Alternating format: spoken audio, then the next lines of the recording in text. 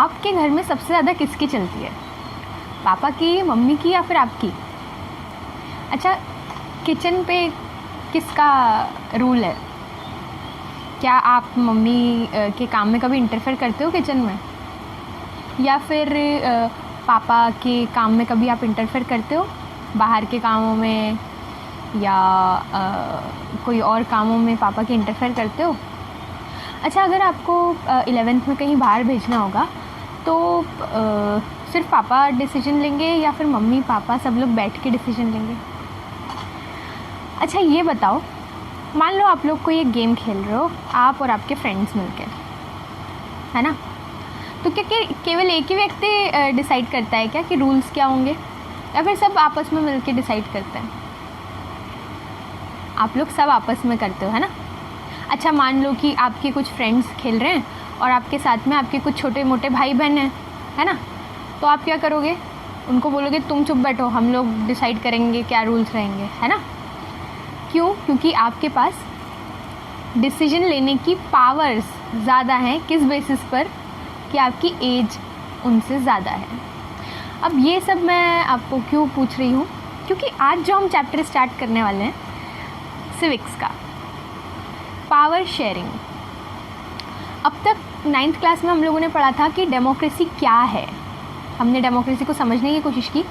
अब हम डेमोक्रेसी को कैसे इम्प्लीमेंट किया जाता है, ठीक है, वो हम देखने वाले हैं। और उसका सबसे बेसिक कंसेप्ट डेमोक्रेसी का ये है कि पावर शेयरिंग, यानी किसी भी चीज़ का डिसीजन लेने के लिए कोई एक व्यक्ति या कोई एक इंस्टीट्यूशन उसका डिसीजन न ले। This is called power sharing. और जब हम डेमोक्रेसी की बात करते हैं तो पावर शेयरिंग बहुत बड़े लेवल पे हमें करना होता है, क्योंकि हम एक देश को रूल करने की बात कर रहे हैं, करेक्ट?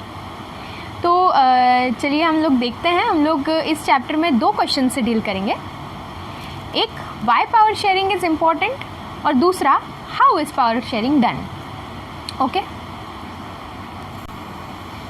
तो अगर हम अपने घर से ही शुरू करें तो हमारे घर में भी हम लोगों ने पावर शेयर करी हुई है या नहीं? अगर हम लोग पावर नहीं शेयर करेंगे, let's start from this question, कि पावर शेयरिंग यदि हम लोग नहीं करते हैं तो क्या होगा? अगर मैं सिर्फ पापा के पास पावर है सब कुछ करने की, तो किचन का भी वही देखेंगे क्या? बाहर का काम भी वही देखेंगे क्या? बिल भी वही भरेंगे क्या? हाँ, तुम्हारी पढ़ाई का भी वही देखेंगे क्या? क्या सभी चीज़ों का डिसीजन लेने का एक ही व्यक्ति के पास पावर आ जाएगा तो बाकी लोगों की सहमति का क्या होगा? करेक्ट? और उसके ऊपर सारा का सारा बोझ नहीं आ जाएगा। इसीलिए छोटे मोटे काम के लिए तुमको भेजेंगे, है ना? किचन जो है वो मम्मी के अंडर है, ठीक है? बिल वगैरह भरने का काम और जितने भी बड़े बड़े काम हैं वो पापा करेंगे, है ना? ठीक है, पैसे कमा के पापा लाएंगे, करेक्ट? जो भी डिसीजन लेना होगा वो सब लोग साथ में बैठ के करेंगे। So this you can see power sharing right from your home. Okay, and why power sharing is important, ठीक है? और जब हम इसे बड़े लेवल पे देखते हैं, ठीक है, जब हम डेमोक्रेसी के पॉइंट ऑफ व्यू से देखते हैं तब तो ये और इम्पॉर्टेंट हो जाता है, क्योंकि democracy is after all involving everyone in deciding the future of the country, involving everyone in the making of the rules, regulations and laws of the country. Okay, so यहाँ पर 2 बहुत ही इंटरेस्टिंग हम लोग examples देखने वाले हैं। बिल्कुल कहानी की तरह सुनते जाना, तुम्हें किताब पढ़ने की ज़रूरत नहीं पड़ेगी, ये मैं गारंटी दे रही हूँ तुमको, ठीक है? देखो, 2 देश हैं, एक है बेल्जियम। बेल्जियम जो है ये एक यूरोपियन कंट्री है, ठीक है? ये बहुत छोटी कंट्री है, आप लोग मैप में देख पा रहे होंगे। हरियाणा से भी छोटी है ये, ओके? हमारा जो हरियाणा है ना उससे भी छोटी है। इसकी पॉपुलेशन कितनी है? लगभग 1 करोड़ है। 1 करोड़ मतलब जो दिल्ली में 2 करोड़ पॉपुलेशन है हमारी लगभग, उसके आधी है, ठीक है? और इसकी बॉर्डर्स पे आप लोग देख पा रहे होंगे फ्रांस, नीदरलैंड्स और जर्मनी आता है, ठीक है? यानी यूरोपियन कंट्री है। अब दूसरा देश देखो कौन सा है? श्रीलंका। श्रीलंका एक आइलैंड कंट्री है ना, जहाँ भगवान श्री राम जहाँ जाके रावण का संहार करके आए थे, बराबर। इसकी पॉपुलेशन है 2 करोड़, यानी कि अपनी दिल्ली की पॉपुलेशन के बराबर, और ये इंडिया को बॉर्डर करता है, ये सभी लोगों को मालूम है ना। आइलैंड कंट्री क्यों है? क्योंकि इट इज़ सराउंडेड बाय समंदर से सराउंडेड है चारों तरफ से, इसलिए। अब देखो, अब the interesting thing comes here. अब इसमें एथनिक डिवीज़न क्या है? अब पहले एथनिक शब्द का मतलब समझ लो क्या होता है। एथनिक मतलब कि cultural, religious and language based division. Okay, ethnicity मतलब क्या होता है कि जो किसी कल्चर को रिप्रेजेंट करे, ठीक है, डिफ्रेंशिएट करे। जैसे तुम एक राजस्थानी ड्रेस में अगर कोई लेडी खड़ी होगी और एक कोई गरबा करने के लिए खड़ी होगी, तो तुम डिफ्रेंशिएट कर लोगे कि वो राजस्थानी है और ये गुजराती है, correct. So cultural, religious and language based division is called ethnic division. Okay, और एथनिक डिफरेंस। नाउ बेल्जियम में देखो क्या डिफरेंस है। अब बेल्जियम में देखते हैं, ठीक है। देखो, बेल्जियम में आप लोग किताब में प्लीज़ देखना, ठीक है। यहाँ पर आपको एक दिख रहा होगा येलो कलर में और एक रेड कलर में। तो इस मैप में देखो, जो येलो कलर का है वो क्या है? फ्लेमिश रीजन, ठीक है। फ्लेमिश रीजन क्या है वो देखो। फ्लेमिश रीजन मतलब कि डच स्पीकिंग रीजन है, ठीक है, यानी कि यहाँ पर डच लैंग्वेज है, तो डच बोलने वाले लोग रहते हैं, ठीक है। फिर देखो ये जो रेड कलर में है वो कौन सा है? वैलून रीजन, ठीक है, वैलोनिया रीजन, जिसमें फ्रेंच स्पीकिंग लोग रहते हैं ना, जहाँ पे फ्रेंच बोली जाती है। जैसे अपने यहाँ महाराष्ट्र में मराठी लोग रहते हैं, गुजरात में गुजराती लोग, वैसे, ठीक है। और ये जो शेडेड वाला है हल्का सा, देखो राइट हैंड साइड में हल्का सा शेडेड जर्मन स्पीकिंग है, क्योंकि वो जर्मनी से बाउंड्री लगी हुई है उसकी, ठीक है। अब देखो बीच में तुम एक छोटा सा देख रहे होगे, है ना, वो क्या है? Brussels capital region, orange colour में, है ना। तो ये ब्रुसेल्स कैपिटल रीजन जो है, ये कैपिटल, जैसे दिल्ली अपना कैपिटल है। अब देखो, अब यहाँ पे ध्यान से देखना, फ्लेमिश रीजन जो है, यहाँ पे 59% लोग डच लैंग्वेज बोलते हैं, ठीक है। यानी 59% लोग रहते हैं पूरे देश में, जितनी पॉपुलेशन है उसके 59% लोग कहाँ रहते हैं? फ्लेमिश रीजन में रहते हैं, और वो लोग डच लैंग्वेज बोलते हैं। और वेलोनिया में 40% लोग जो है वो, यानी 40% लोग रहते हैं जो फ्रेंच लैंग्वेज बोलते हैं, ठीक है। और 1% लोग जो है वो जर्मनी बोलते हैं, जो कहाँ पे रहते हैं? अपनी ये वाली क्या बोलते हैं, अपने जर्मन स्पीकिंग रीजन, जो शेडेड वाला, ठीक। 100% हो गया। अब ये तो ये ऊपर और नीचे वाला जो रीजन है, यहाँ का कंपोजिशन है, लैंग्वेज कंपोजिशन, ठीक है, ethnicity on the basis of language, ठीक है। अब इसमें बीच में देखो, ये जो दिख रहा है ना ब्रुसेल्स, ठीक है, ब्रुसेल्स यानी कि जो कैपिटल सिटी है, यहाँ पे बहुत इंटरेस्टिंग कंपोजिशन है लैंग्वेज का। यहाँ पे क्या है देखो, 80% क्या है? फ्रेंच है, यानी 80% लोग फ्रेंच बोलते हैं कैपिटल सिटी में, और 20% लोग क्या बोलते हैं? डच बोलते हैं, ठीक है। मतलब अब ये देखो कि फ्लेमिश रीजन यानी कि डच स्पीकिंग लोग, पूरी कंट्री में डच स्पीकिंग लोग मेजॉरिटी में लगभग 60%, है ना, और जो फ्रेंच स्पीकिंग लोग हैं वो थोड़ी सी माइनॉरिटी में 40%, बराबर। Dutch speaking 60%, French speaking 40%। ये डेटा वेटा याद करने की ज़रूरत नहीं है, ठीक है, ये सिर्फ एक यानी एक अंडरस्टैंडिंग के लिए बता रही हूँ मैं, ठीक है। मतलब पूरी कंट्री में तो डच लैंग्वेज वाले लोग मेजॉरिटी में रहते हैं, लेकिन कैपिटल सिटी में उल्टा हो जाता है, कैपिटल सिटी में फ्रेंच स्पीकिंग लोग मेजॉरिटी में, ठीक है। अब ये जो है ना, ये फैक्ट आगे चल के पता चलेगा कि इसका क्या इम्पोर्टेंस था, ठीक है। अब देखो, ये तुमने देख लिया। अब ये एक डिवीज़न है on the basis of language, ठीक। जैसे इंडिया में हिंदी जो है, हिंदी मेजॉरिटी में बोली जाती है, ठीक है, वैसे यहाँ पे फ्रेंच, ये डच लैंग्वेज मेजॉरिटी में बोली जाती है, बस कैपिटल सिटी में फ्रेंच लैंग्वेज मेजॉरिटी में बोली जाती है। आ रही है बात समझ में? अब देखो, अब श्रीलंका का केस देखते हैं। इसको श्रीलंका से कंपेयर करेंगे हम 2 देशों को कंपेयर करने वाले हैं, ठीक है, कि दोनों देशों में किस प्रकार के डिवीज़न हैं, ओके। और फिर आगे क्या देखने वाले हैं हम, वो मैं आगे ही बताऊंगी, ठीक है। तो श्रीलंका में देखो क्या 2 डिवीज़न है। श्रीलंका वाला मैप देख लो अब, पेज नंबर 3 पे। एक है सिंहला स्पीकिंग और दूसरा है तमिल स्पीकिंग, ठीक है। इसमें डिवीज़न थोड़ा सा टिपिकल है। देखो सिंहला एक लैंग्वेज है, तो पीले कलर में जो है वो क्या है, सिंहला स्पीकिंग पॉपुलेशन है, ठीक है, दैट इज़ 74%। ओके, अब तमिल स्पीकिंग देखो कौन सा है तमिल स्पीकिंग। तमिल स्पीकिंग दो तरीके के हैं, एक है श्रीलंकन तमिल जो श्रीलंका के लोग हैं और तमिल बोलते हैं। देखो वो ऊपर वाला जो पूरा लाल कलर का एरिया है, बराबर, ठीक है, ये श्रीलंका के यानी श्रीलंका के मूल निवासी हैं। अब ये क्या है ये मैं बताती हूँ मैं, ठीक है, और तमिल बोलते हैं, सिंहला नहीं बोलते, ठीक। और इंडियन तमिल जैसे क्या होता था पहले एक जगह से दूसरी जगह काम करने के लिए मजदूर जो है वो जाते थे। जैसे मैंने तुमको बताया था कि बंगाल से असम में प्लांटेशंस में यानी टी प्लांटेशंस में काम करने के लिए लोग जाते थे, ठीक है, मजदूर के रूप में।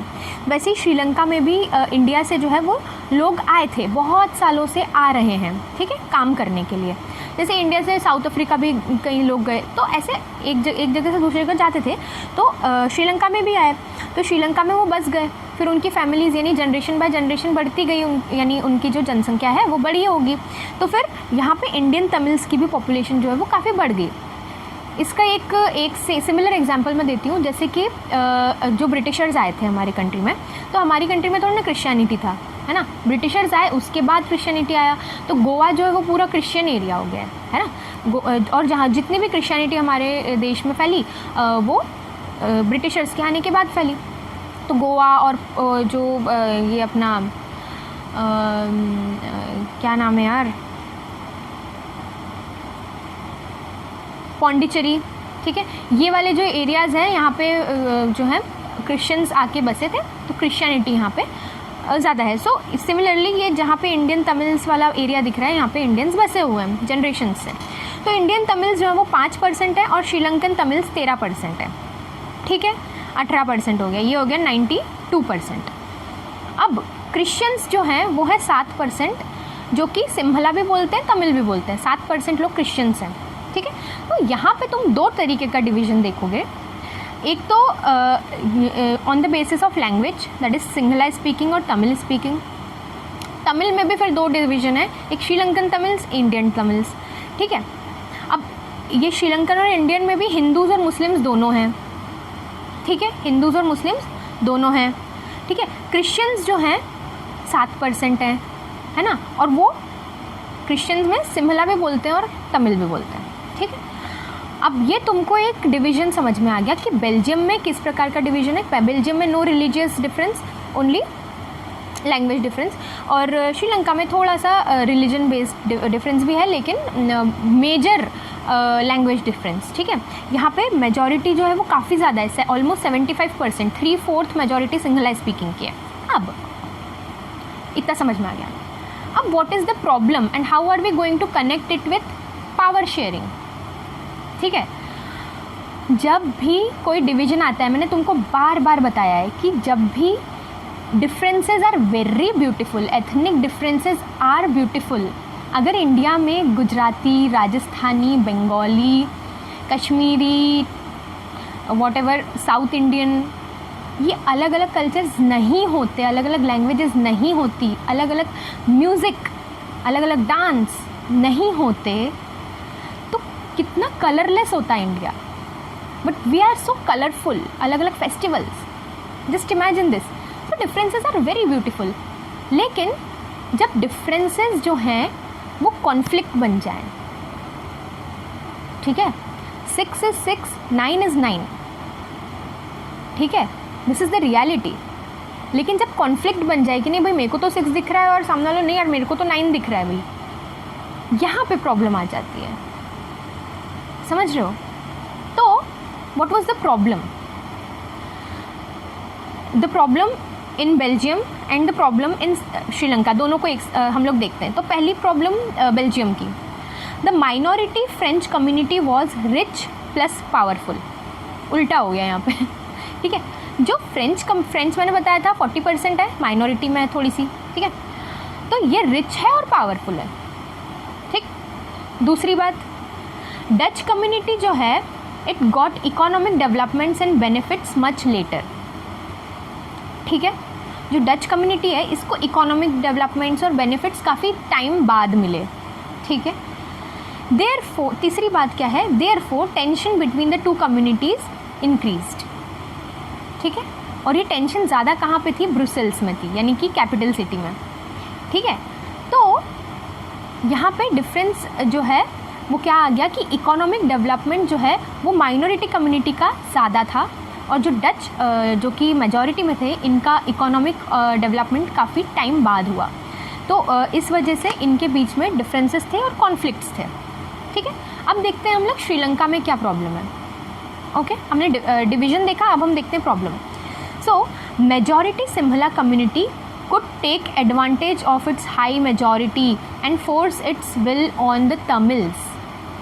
यहाँ पे इस डिवीज़न का ये प्रॉब्लम आ रहा है कि जो मेजॉरिटी सिंहला कम्युनिटी है ना, जो 75% है ऑलमोस्ट, वो अपनी इतने हाई परसेंटेज का, इतनी हाई मेजॉरिटी का फ़ायदा उठा सकती है और तमिल्स के ऊपर थोप सकती है अपनी मांग को। जैसे मैंने तुमको बताया था कि तुम क्योंकि बड़े हो तो भाई जितने छोटे बच्चे खेल रहे हैं वो क्या बोलते हैं उसको, कच्ची टीम तुम्हारी है ना, इसकी कच्ची टीम, क्योंकि छोटा बच्चा है।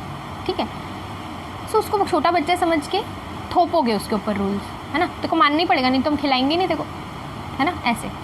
सो majority Sinhala community could take advantage of its high majority and force its wills on Tamils. तो यहाँ पर डिफरेंसेस बेल्जियम में भी हैं और जो है श्रीलंका में भी है। डिफरेंस बस इतना है कि बेल्जियम में जो मेजॉरिटी और माइनॉरिटी के बीच का डिफरेंस काफ़ी कम है ना, ये 60% 40%, जबकि यहाँ 75% एंड 25%।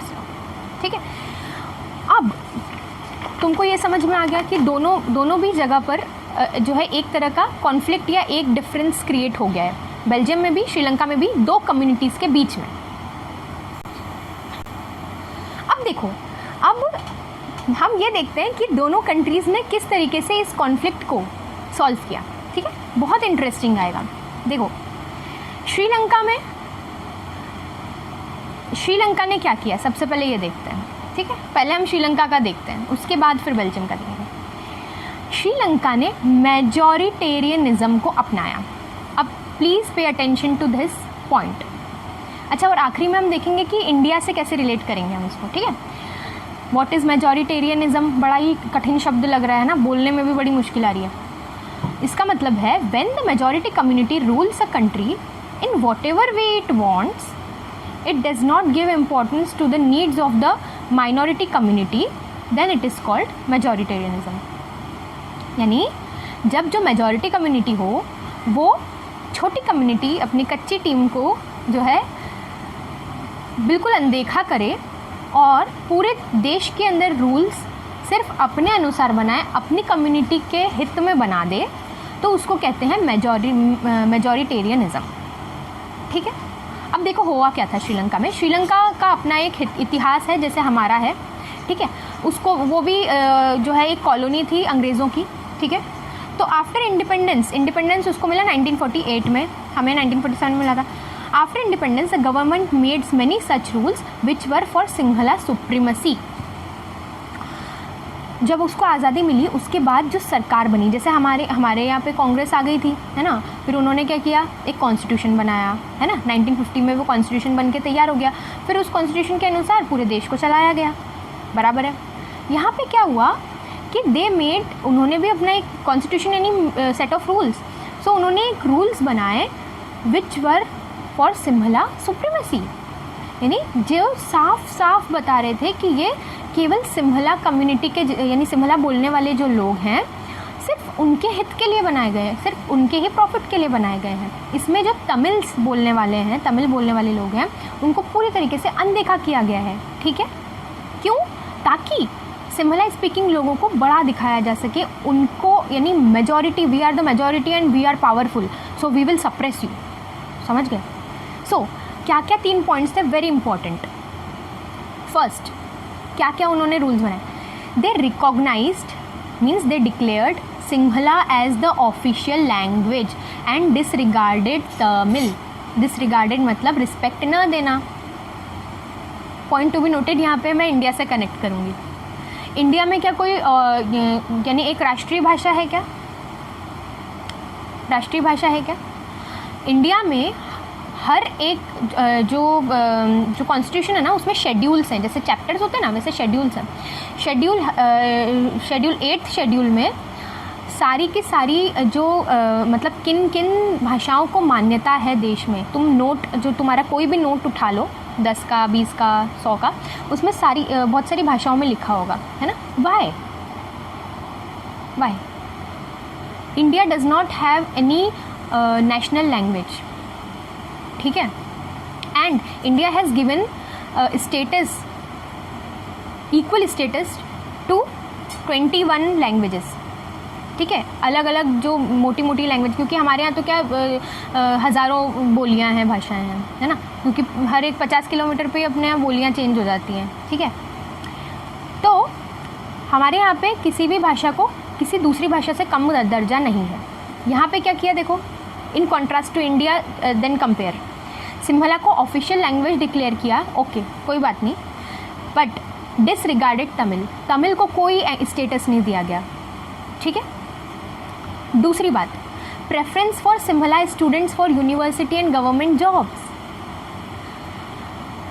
किसी भी गवर्नमेंट यूनिवर्सिटी में एडमिशन लेने के लिए या फिर जॉब्स में अगर कोई तुम इंटरव्यू देने जाओगे तो तुमसे पूछा जाएगा, भैया तू सिंहला बोलता है कि तू तमिल बोलता है? अच्छा, तू सिंहला बोलता है, तेरे को पहले लेंगे on the basis of Sinhala, okay. Tamil है तू, तो तेरे को बाद में देखेंगे, भी पहले हम सिंहला वालों को देखेंगे। So being a Sinhala speaking person became one of the मापदंड और one of the criteria to get admission into the universities और टू गेट जॉब्स। सो हमारे देश में ऐसा है क्या कि भैया तू हिंदी बोलता है तो तेरे को प्रेफरेंस देंगे, या तो अंग्रेज़ी बोलता है तो तेरे को प्रेफरेंस देंगे? हाँ, ये होता है अंग्रेज़ी पर वो अलग बात है, ठीक है। थर्ड बात, protected and promoted Buddhism. Sri Lanka में बुद्धिज़्म जो है वो मेजॉरिटी लोगों का धर्म है। अगेन, क्या हमारे देश में किसी पर्टिकुलर रिलीजन का प्रोटेक्शन की बात की है क्या कॉन्स्टिट्यूशन ने? किसी सिर्फ एक रिलीजन को प्रमोट करने या प्रोटेक्ट करने की बात की है क्या? बट नहीं की है, बराबर। यानी हमारे देश में कोई भी धर्म का व्यक्ति या कोई भी बिलीफ का व्यक्ति अपने बिलीफ को प्रमोट करने के लिए स्वतंत्र है। लेकिन यहाँ पे क्या हुआ श्रीलंका में, they protected and promoted Buddhism specifically, okay, so this is the difference, okay. Now just think what the feeling these steps of government would have made in the minorities. just वो कहते हैं ना कि सामने वाले की भावनाओं को समझना है तो उसके जूतों में पैर रख के देखो, put your legs in his shoes, है ना। सो जस्ट इमेजिन कि आप एक तमिल स्पीकिंग हो और श्रीलंका में आपके साथ ऐसा ट्रीट हो रहा है, ठीक है, आपको जॉब नहीं मिल रहा है जस्ट बिकॉज आप तमिल बोलते हो, ठीक है, आपके रिलीजन को कोई मान्यता नहीं है, ठीक है, आपकी लैंग्वेज को कोई महत्व नहीं है। Just imagine this. So how would you feel? Feeling of alienation. What is alienation? अलग थलग महसूस करना। अलग थलग महसूस करोगे आप, है ना। जैसे कई बार तुमने देखा होगा कि तुम्हारे ग्रुप में अगर मान लो ऐसा हो कि तुम्हारे फ्रेंड्स जो हैं वो किसी बारे में बात कर रहे हो, है ना, किसी चीज़ के बारे में, है ना। मेरे साथ कई बार हो जाता है कि मतलब मेरा भाई और वो लोग बैठे रहते हैं, उसके फ्रेंड्स, और फिर वो लोग मार्वल की बातें करने लगते हैं, मूवीज़ की बात करने लगते हैं, मेरे कुछ पल्ले ही नहीं पड़ता है, तो मेरे को अलग थलग महसूस होता है, यार मैं कहाँ आ गई, और मेरे को ऐसा लगता है अरे यार मुझे तो पता ही नहीं है ना। सो ये एक इन्फीरियरिटी वाली फीलिंग आती है कि यार मैं तो क्या, मुझे कुछ पता ही नहीं है ना। So this is feeling of alienation कि यार मेरा तो कोई इम्पोर्टेंस ही नहीं है यहाँ पर। Feeling of insecurity, very important.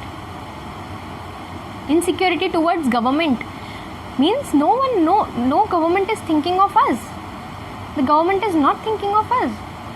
अगर जो राजा है उसी के ऊपर से विश्वास हट गया, उससे ही इनसिक्योर फील करने लगे, है ना, तो क्या आप खुश रह पाओगे? है ना।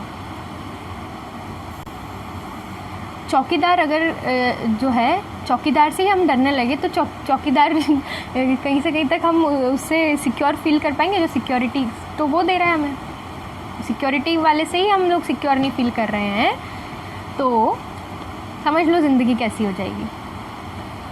Then third thing, they felt that their culture and language is not protected. Obviously, क्योंकि हर जगह सिमला स्पीकिंग को ज़्यादा प्रायोरिटी मिल रही है और बुद्धिज़्म को प्रोटेक्शन मिल रहा है, ठीक है। ऑफिशियल लैंग्वेज सिमला को कर दिया है भैया, है ना। Fourth thing, they felt that we have no equal rights, no equal opportunities in jobs, no equal opportunities in universities. Okay, so this is the feeling of insecurity which is very natural if anyone faces this. जैसे तुम लोगों ने 9th में पढ़ा होगा जो South Africa में black and whites के साथ होता है। Can you just imagine the situation those blacks were facing. हाँ, okay, now next question, What would these feelings do with the unity of the country? तो हमने देखा कि श्रीलंका में किस प्रकार का डिवीज़न था। उस डिवीज़न के बाद जब आज़ाद हो जाता है श्रीलंका, उसके बाद वो उस डिवीज़न को कैसे कलेक्ट करता है, ठीक है, वो हमने देखा, वो कलेक्ट नहीं करता है। तीसरी बात हमने देखी कि उस यानी उन रूल्स के कारण जो कलेक्ट करने की कोशिश थी श्रीलंका में आज़ादी के बाद, तथाकथित कलेक्ट करने की कोशिश, उसके कारण लोगों को कैसा फील हुआ, ये हमने देखा। अब हम ये देखते हैं कि ये जो फीलिंग्स थी लोगों की ना, इसने श्रीलंका में की यूनिटी के साथ क्या किया, श्रीलंका में क्या हुआ।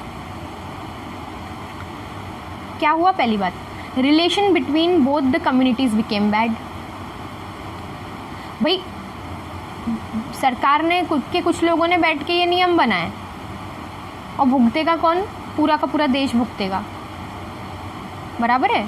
सिम्हला स्पीकिंग लोग भी भुगतेंगे कि नहीं भुगतेंगे। भाई तमिल्स जो हैं वो शांत बैठेंगे क्या, उनके साथ अत्याचार होगा तो जब किसी के साथ अत्याचार होगा वो लोग खड़े उठेंगे, कभी ना कभी तो खड़े उठेंगे। 100 साल 2 साल 200 साल कितना वेट करोगे यार, वो खड़े होंगे और युद्ध होगा, खून खराबा होगा, ये बात पक्की है अगर सामने वाला नहीं मानता है। सो रिलेशंस जो है वो ख़राब हुए बेमतलब। दूसरी बात, तमिल्स मेड देयर ग्रुप्स, है ना,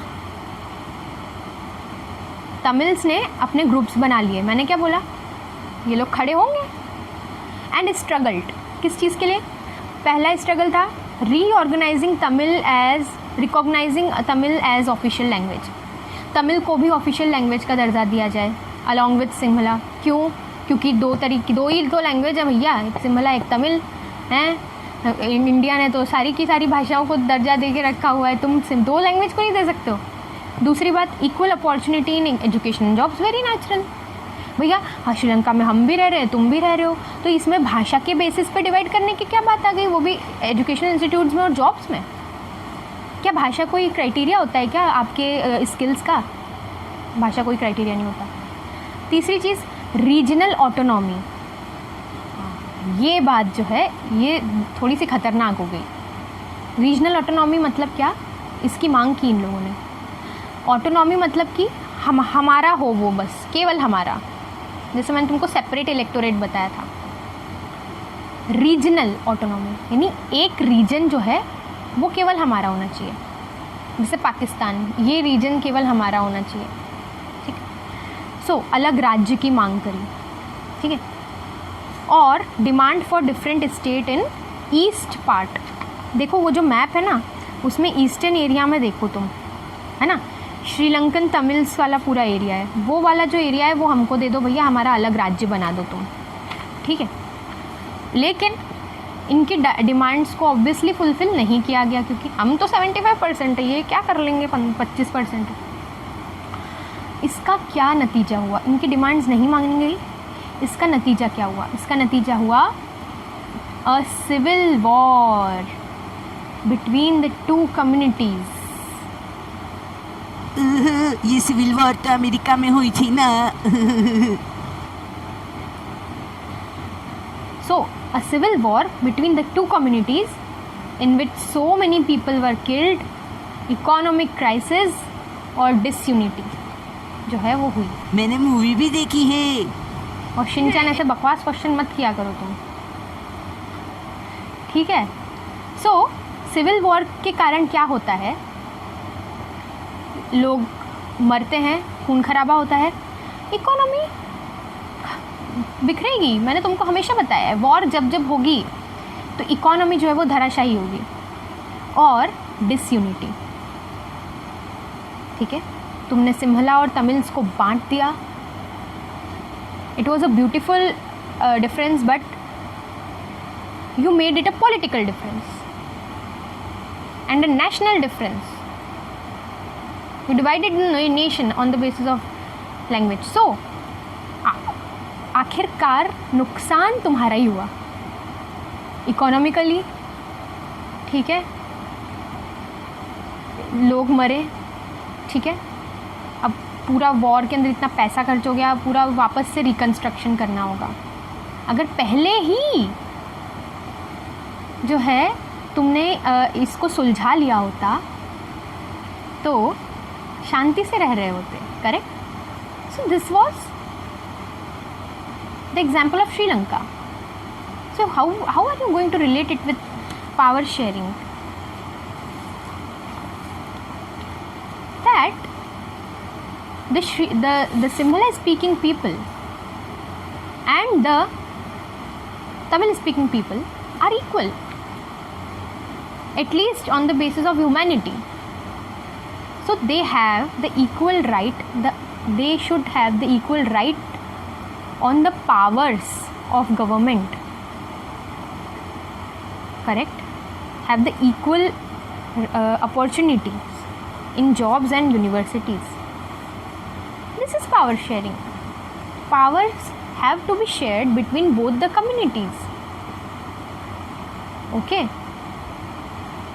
So now let us see in contrast to this. अब इसके कॉन्ट्रास्ट में हम बेल्जियम का एग्जाम्पल देखते हैं. अब देखो इसमें जो 19 है ना, वो एक क्वेश्चन पूछ रहा है भैया, what is wrong if the majority community rules? If Sinhalas don't rule in Sri Lanka, where else will they? Okay, majority community rules में कोई दिक्कत नहीं है, ये ऐसा बोल रहा है. ये क्यों है दिक्कत, वो हमने देख लिया है ना. देखो सिंघला के मेजॉरिटी होने में कोई दिक्कत नहीं है. दिक्कत ये है कि they are not respecting Tamils. Okay. अब हम बेल्जियम में देखते हैं. बेल्जियम से तुमको इसका आंसर मिल जाएगा. देखो what they did. So opposite to Sri Lanka, Belgium respected the differences and diversity of culture. So Sri Lanka ने पूरी तरीके से जो डिफरेंस था उसको डिसरिस्पेक्ट कर दिया, इन्होंने डिफरेंसेस को एक्सेप्ट कर लिया. ठीक है. Many things were added and changed in the constitution to make it such that all will peacefully live in the same country without disputes.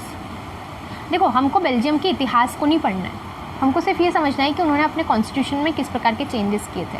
ठीक. जिससे कि उन्होंने जो है सभी कम्युनिटीज़ को अकोमोडेट किया एक जगह. ठीक है. सो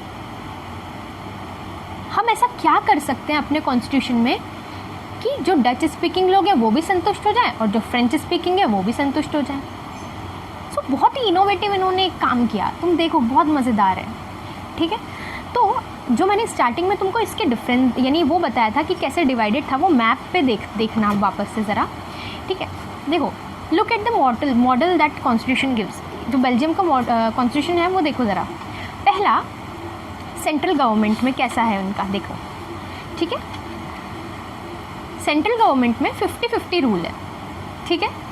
50-50 रूल मतलब भले ही डच स्पीकिंग लोग 60% है, फ्रेंच स्पीकिंग लोग 40% है, लेकिन हम क्या करेंगे कि जो संसद है ना उसमें 50 यानी अगर 500 सीट्स है संसद में तो 250 जो है वो डच स्पीकिंग रहेंगे और 250 फ्रेंच स्पीकिंग रहेंगे।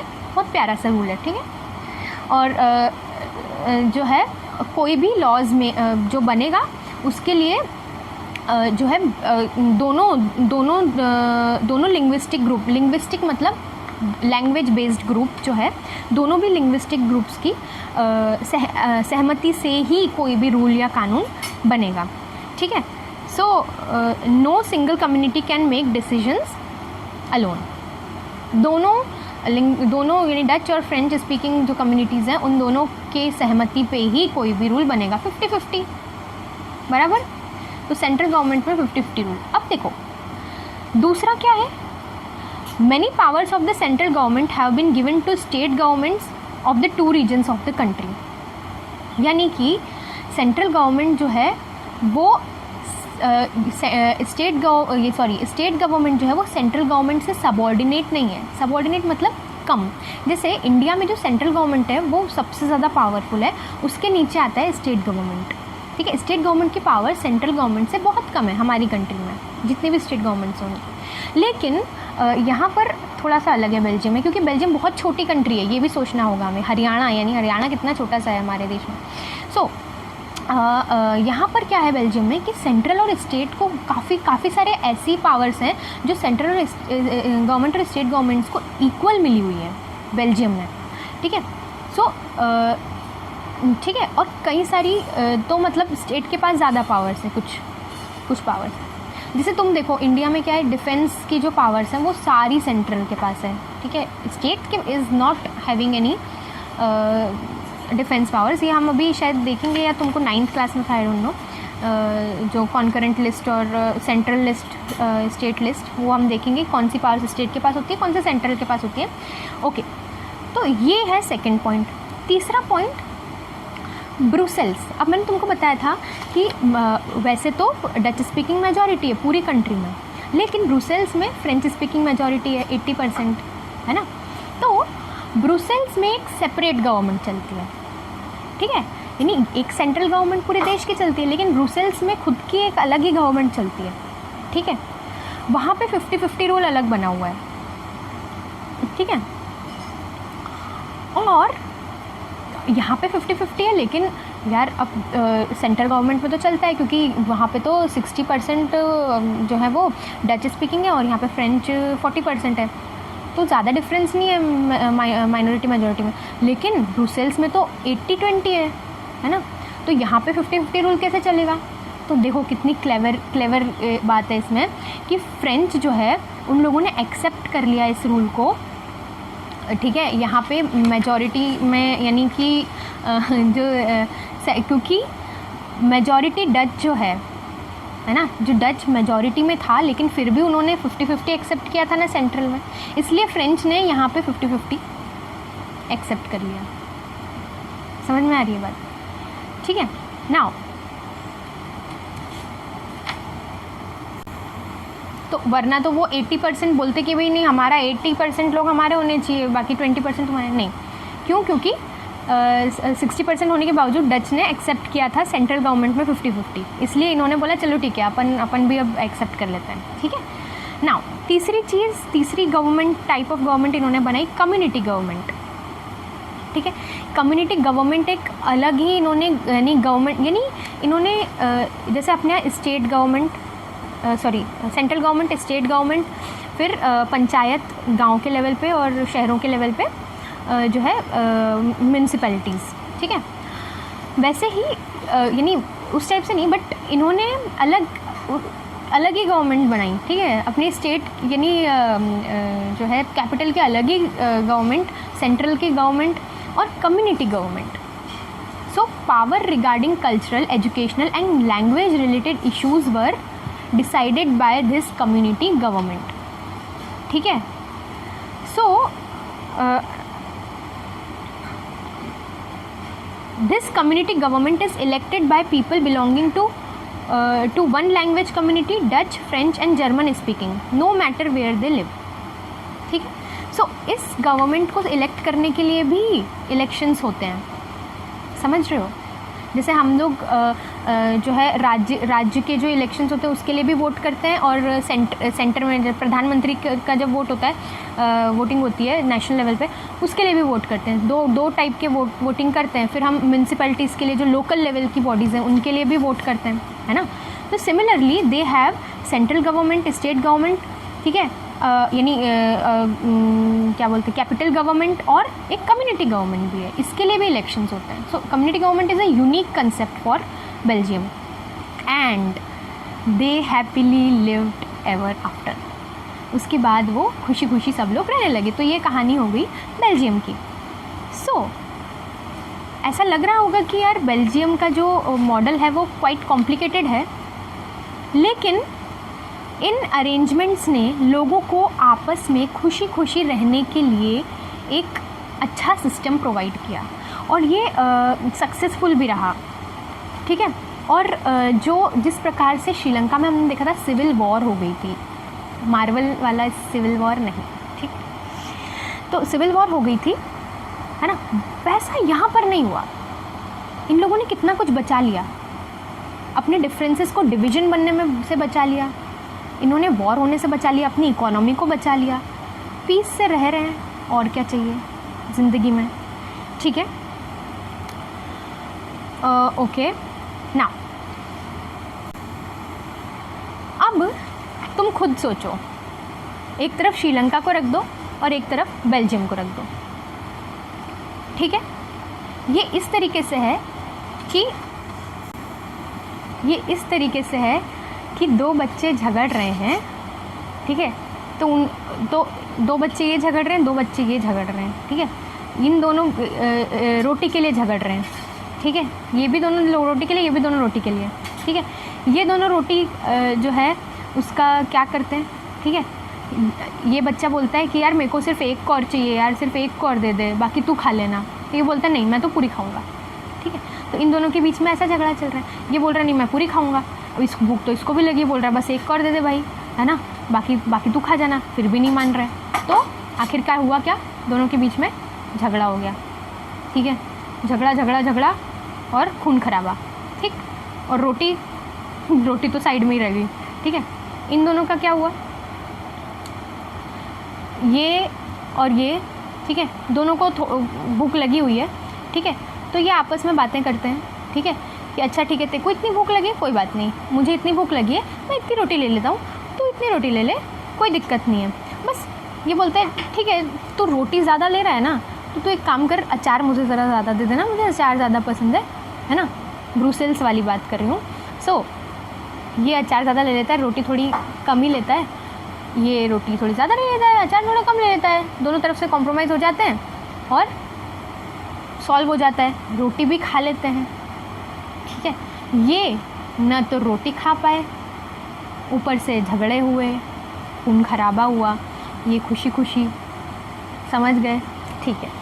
सो what do we conclude from this two stories, in fact realities, both are democracies, दोनों डेमोक्रेसी हैं।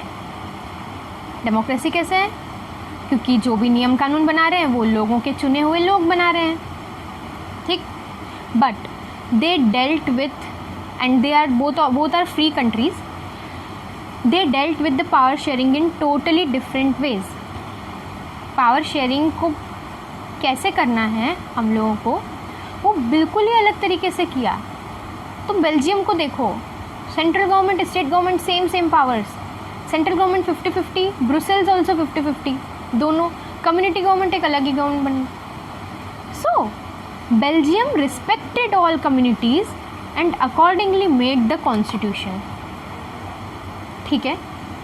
And Sri Lanka showed dominance on minority community, नहीं ये वाला केस, ठीक है, which later became harmful for the unity of country and even for the majority। मैंने तुमको बताया खून खराबा होगा तो डेफिनेटली सिमिलर स्पीकिंग लोग क्या बच पाएंगे खून खराबे से,